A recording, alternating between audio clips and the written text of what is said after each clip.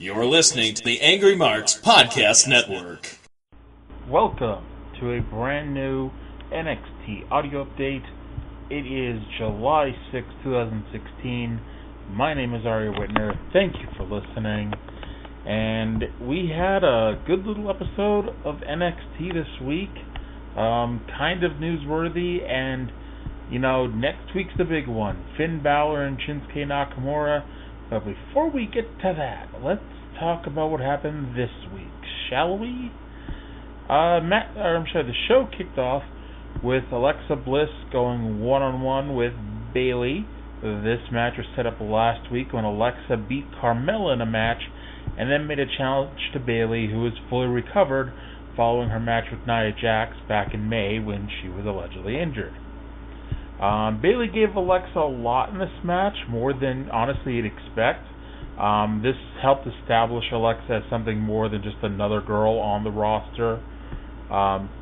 They actually I don't think got the heat because Alexa's already in control, but Alexa, one of the big spots in the match was Alexa punched Bayley in the head, and they sold it as near death, because Bayley's just coming back from injuries, and who knows if she's fully healed, but she was able to get back to it.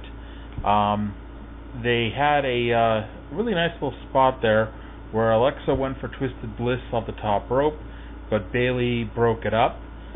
She went for the Bayley to belly off the top rope. However, Alexa, got out of that and hit a code red for a near fall. And the finish saw Alexa go for the Vader bomb, but Bayley got her knees up and won with the belly to Bayley suplex. After the match, Bayley said that she's ready to take her title match when Nia Jax walked out. Nia was dressed like a quote-unquote normal person, wearing normal clothes, which just looked weird. They stood face to face with no microphone between them. However, the camera picked up Bayley challenging her to one more match, Nia saying okay and turning around and walking away, and it's on, folks. After a brief TM61 video package, we had Dash and Dawson backstage saying that they will beat American Alpha tonight, and they have no fear in losing their belts so soon after regaining them. Oh boy. We then got the Hype Bros versus Blake and Murphy. Now, Zack Ryder is getting like this little bit of a mini push on WWE television. On NXT though, he's just the guy who teams with Mojo Rawley, and they lose more times than they win. Blake and Murphy have broken up about 4 times already.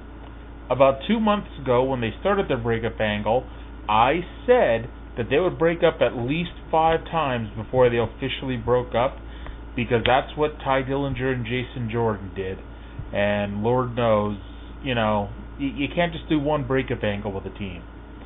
Anyway, Blake and Murphy literally could not even agree on who would start the match. They stood there arguing that each of them would do it. Mojo Rawley at one point screamed at them to let's go, and so they turned to him and told him to hold on.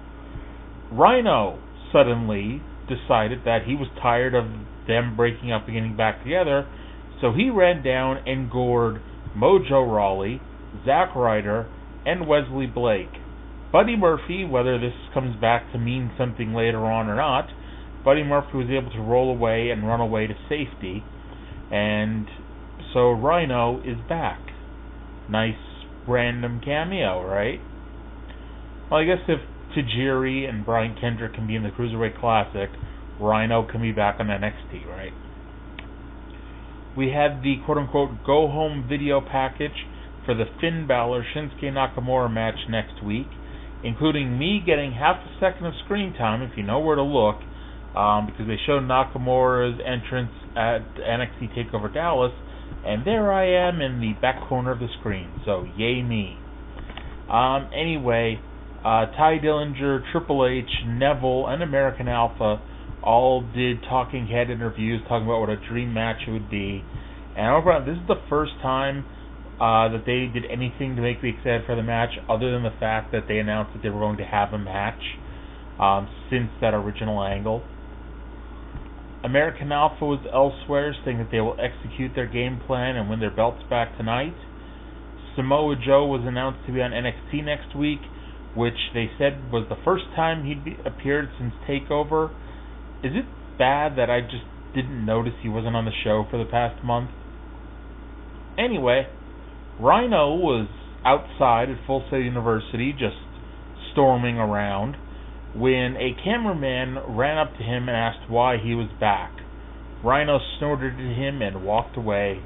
I have this theory that Rhino doesn't have any clothes, that all he owns are a couple of his wrestling singlets, and then they give him, TNA gave him the Rhino hoodie at one point, and WWE gives him a Rhino t-shirt every so often.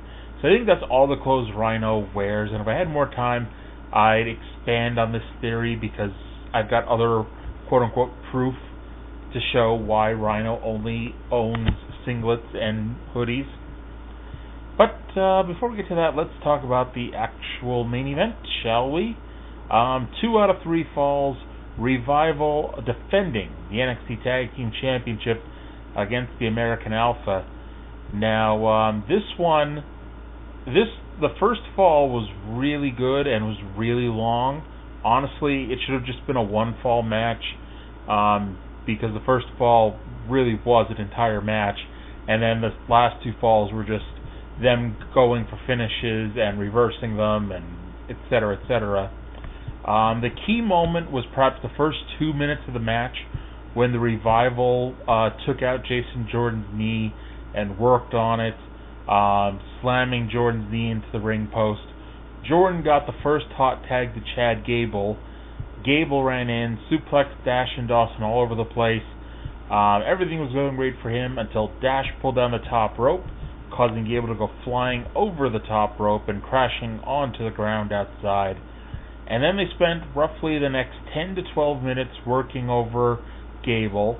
So Jordan was standing there on the apron, kind of working out the kinks on his knee and encouraging Gable to get to the corner.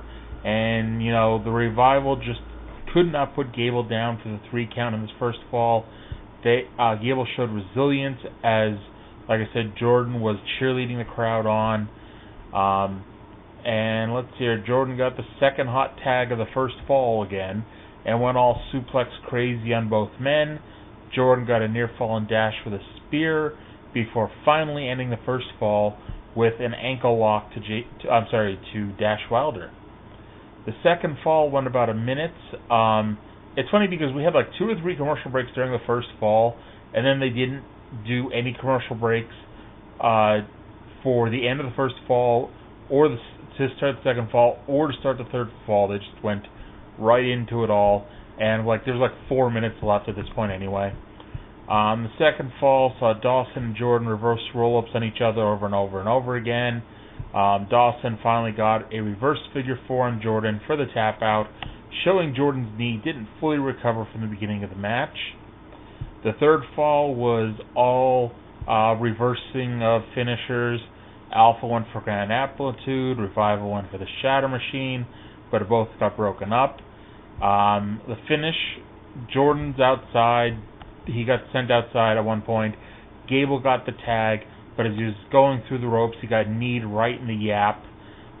Gable and Dawson fought on the apron, and somehow Revival hit the Shatter Machine on Gable on the apron, which, by the way, if the ring apron is the hardest part of the ring, and it is, as we've been told over and over for the last 2 or 3 years, shouldn't this hurt the Revival, if not more than at least just as much as, receiving the Shatter Machine hurt Gable?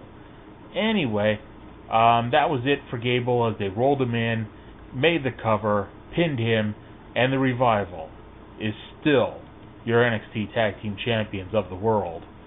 So that's going to be that for now.